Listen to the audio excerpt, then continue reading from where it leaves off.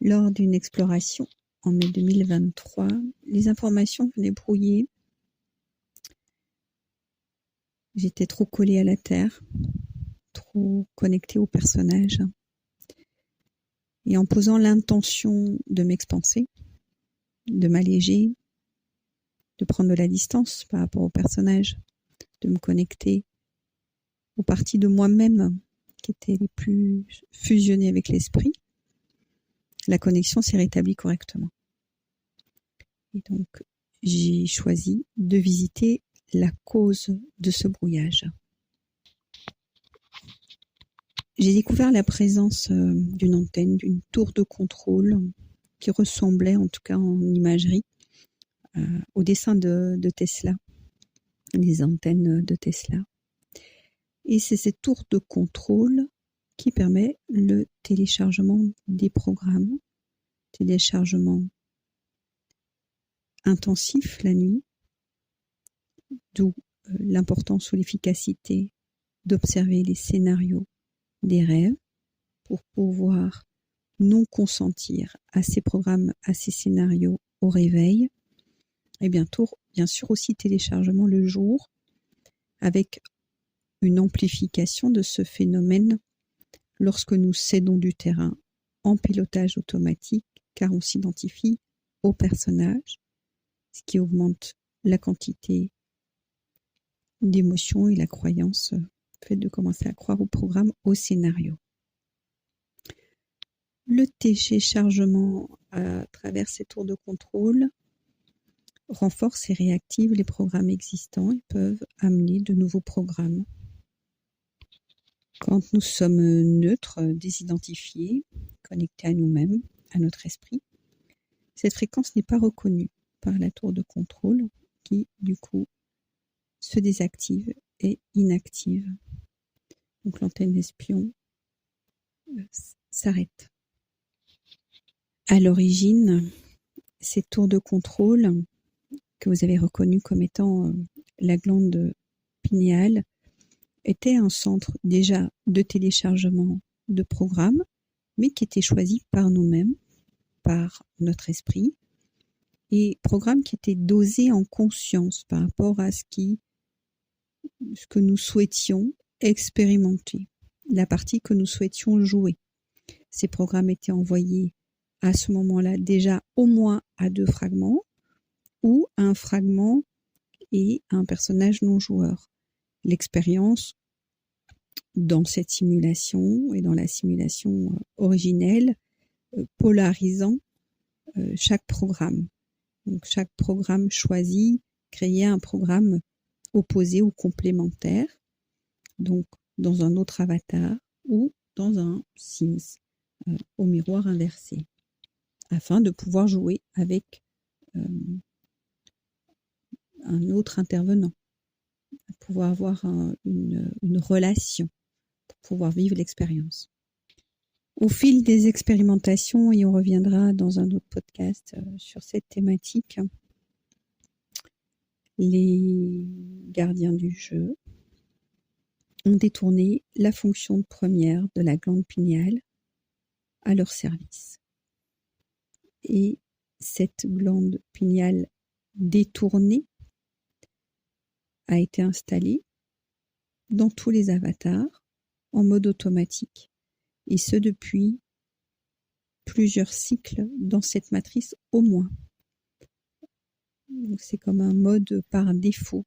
C'est dès le redémarrage d'une partie, c'est avec cette tour de contrôle détournée qui est activée. Il était nécessaire pour les gardiens de prendre le contrôle des fragments de conscience pour dévier la simulation. Cette tour de contrôle est connectée aux annales akashiques, qui est comme un centre de collecte de données, comme un grand cloud, où il y a le stockage des programmes et des mémoires.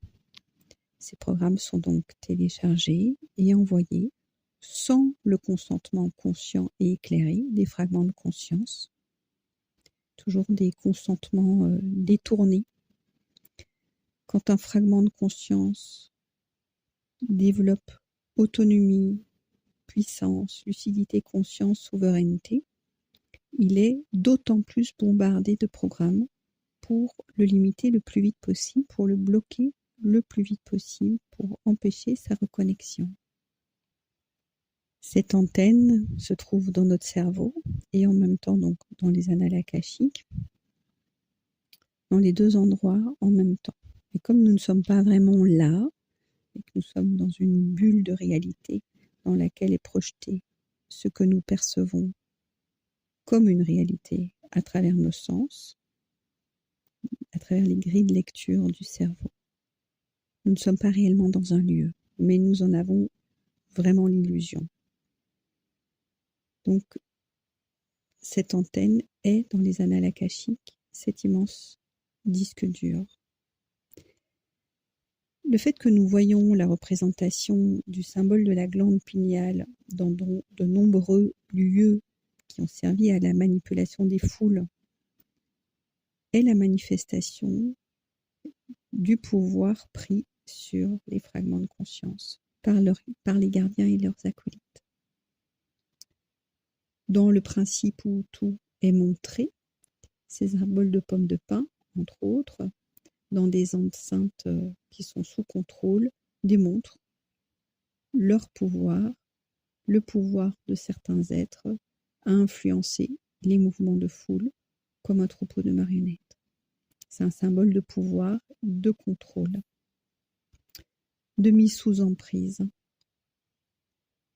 On revoit ici un exemple du principe d'inversion qui est très fréquent dans cette simulation,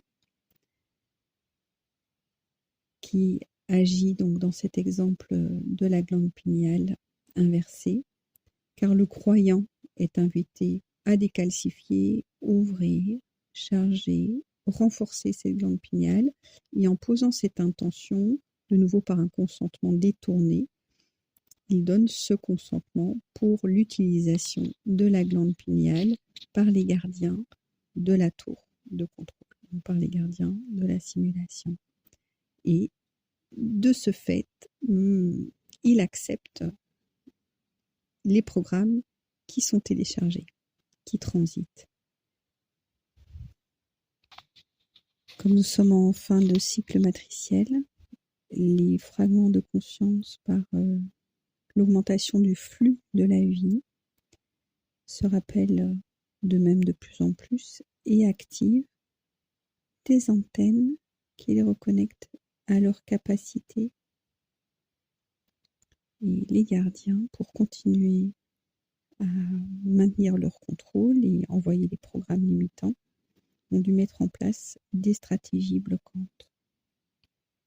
Et comme stratégie bloquante, ils ont développé la présence du graphène, de nanotechnologie, la présence d'ondes, de chimie dans l'eau, dans l'air, dans certaines substances que je ne nommerai pas.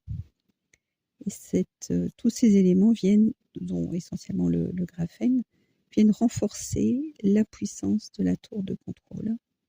L'enveloppant, la rigidifiant, il potentialise la capacité émettrice et réceptrice. Cela vient saturer le cerveau, bloque la chimie du cerveau et vient occuper de plus en plus tout l'espace disponible dans le cerveau.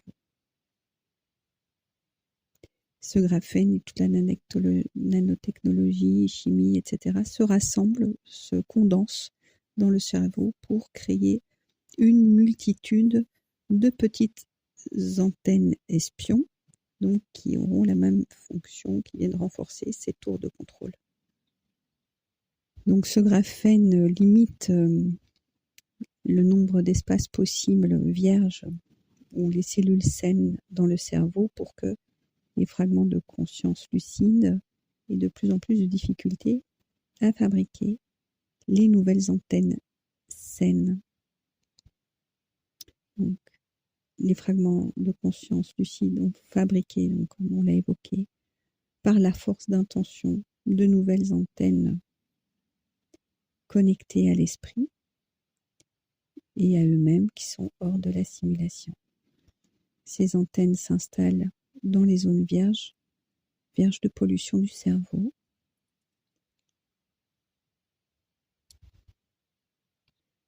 Le fragment de conscience peut utiliser chaque cellule du cerveau qui est holographique pour activer un nouveau cerveau complet. Chaque cellule peut activer toutes les aptitudes d'un cerveau.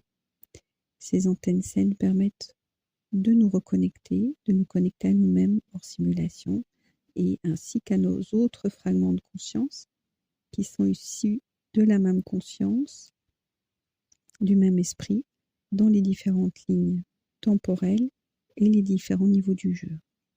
Donc ça permet la réactivation des ressources qui étaient bloquées. Malheureusement pour ceux qui ont été fortement exposés à toutes les pollutions, plus il y a d'antennes nocives et détournées installées, donc fabriquées avec le graphène et autres, plus il est difficile d'échapper au programme et le bombardement augmente du coup au vu du nombre d'antennes toxiques détournées, actives dans le cerveau en intensité et en fréquence. Donc ça peut virer à l'obsession, une forme de folie, envahir totalement l'espace mental. Quand ce niveau de pollution de graphène, de chimie d'ondes, donc d'antennes distorsionnées, est très important, certains fragments se retrouvent totalement déconnectés, ils deviennent leur avatar et sont complètement baladés par les programmes qu'ils suivent aveuglément.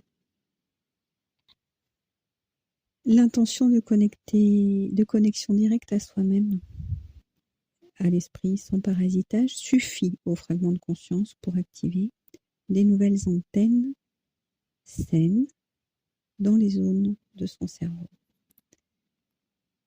Donc l'intention de paramétrage en toute lucidité est vraiment une intention essentielle pour retrouver de la fluidité, la souveraineté, la puissance pour le fragment de conscience.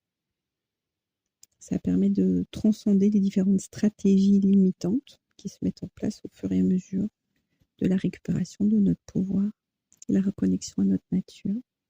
Donc il est vraiment important d'émettre cette intention de se connecter uniquement à soi-même ou aux fragments lucides qui sont dans un chemin de fusion en conscience et pas à tous les fragments, et on verra dans d'autres podcasts pourquoi. Cette activation d'antennes saines en cette fin de matrice par les fragments de conscience est une avancée capitale. Grâce à la récupération de compétences et de ressources qui étaient normales originellement et qui avaient été enfouies. Donc il y avait certains fragments de conscience qui y arrivaient, ils sont parvenus, d'ailleurs on a des traces, mais c'était très limité auparavant. La force, la puissance de circulation de la vie en fin de matrice a vraiment été un levier important pour que ça se développe. On le voit de plus en plus. Et ça explique les phénomènes de pouvoir qui étaient réservés à certains sages, entre guillemets, par, de nouveau, entre guillemets, le passé, se manifestent de plus en plus chez les fragments de conscience qui se rappellent, d'où voilà, cette stratégie mise en place de bombardement à travers les scénarios qui sont des scénarios de survie hyper importants actuellement, ou le bombardement de graphène et autres pollutions.